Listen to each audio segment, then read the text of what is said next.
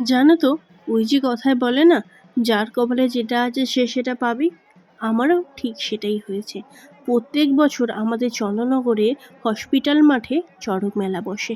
আমি প্রত্যেক বছর দেখতে যাই, কিন্তু এই বছরে সোমবার পড়ায় ভেবেছিলাম দেখতে পাবো না, কারণ অফিস যেতে হবে। কিন্তু অফিস থেকে আমি তাড়াতাড়ি ফিরেও গেছি, মানে যেমন টাইমে ফিরি তার থেকে একটু আগে ফিরেছি। আর ফিরে একদম শেষ মুহূর্তে, শেষ ঘোড়াতে আমি গিয়ে হাজির হয়েছি আমাদের হসপিটাল মাঠে চড়ক মেলা দেখার জন্য। তখন গিয়ে দেখি একদম শেষ ঘোড়া ঘুরছিল এই সন্ন্যাসীগুলো।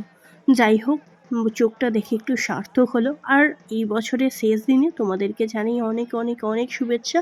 কালকের দিনটা খুব ভালোভাবে কাটাও তোমরা। আরও একটি নতুন বছর আমরা পার করে গেলাম বাংলার। আচ্ছা, তোমরা যারা যারা আমার ভিডিও দেখছো বা পছন্দ করো, একটু কমেন্ট করে জানাও তো, তোমাদের ওখানেও কি চড়ক মেলা হয়? আর কীভাবে চড়ক মেলা উদযাপন করা হয়? আমাদের এখানে যেমন বাঁশ বেঁধে, বাঁশের ওপরে কোমরে দড়ি বেঁধে ঘোরে। তোমাদের ওখানে কিভাবে ঘোরে অবশ্যই কিন্তু কমেন্ট করে জানাবে। যদিও আমি ফেসবুক বা ইউটিউবে অনেক রকমের দেখেছি চড়ক মেলা অন্য অন্যভাবে উদযাপন করা হয়, কিন্তু আমাদের এখানে এভাবেই সন্ন্যাসীরা উদযাপন করে। যাই হোক, এটা একদম শেষ মুহূর্তে দেখো, যারা উঠেছিল আর কি বাঁশেতে ধরে, মানে বাঁশতে দড়ি দিয়ে ঝুলছিল, তারা এবার খুলে দিচ্ছে, নেবে যাবে, কারণ অনেকটা দেরি করেই নাকি শুরু হয়েছে গিয়ে জানতে পারলাম। তো তার জন্যই এতক্ষণ হচ্ছিল। এবার একটু মেলা ঘোরার পালা। একটুখানি মেলা ঘুরেই চলে যাব, কারণ সেইভাবে কিছুই কেনাকাটার নেই।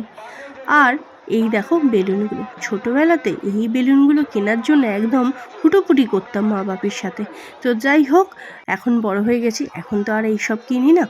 একটু মেলাতলায় ঘুরলাম, দেখলাম অনেক রকমের জিনিস বসেছে, বাট আমার সেভাবেই কিছু পছন্দ হচ্ছিল না।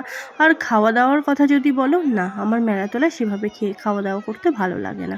তার থেকে আমি বাড়ির বাইরে যে কোনো জায়গায় খেতে পারি। আর সত্যি বলতে আমার পোষায় না, কারণ সব কিছুতেই কোয়ান্টিটি কম দেয় আর দামটা বেশি নিয়ে নেয়, বা খেতে ভালো হয় না, এর জন্য আমার একদমই ভালো লাগে না। যার যার ভালো লাগে তার তার কাছে। কিন্তু আমি এই জিনিসটা অনেক দিন বাদ দেখলাম। আইসক্রিম এভাবেও পাওয়া যায় দোকানে, বাট তার ভেতরে আইসক্রিম দেয়, মানে বাটি আইসক্রিমগুলো দিয়ে দেয়। কিন্তু অনেক দিন বাদ দেখলাম সেই ক্রিমগুলো ছোটোবেলাতেই যদি আমাদের পাড়াতে বিক্রি করতে আসতো, আমি এই আইসক্রিম কিনতাম। তো যাই হোক, বিকালবেলা তো হলো না, সন্ধেবেলা চড়ক মেলা দেখতে গেলাম, আর এই আইসক্রিমটা অনেক দিন বাদ খেলাম, বেশ ভালো লাগলো। তো এখন টাটা, বাই বাই।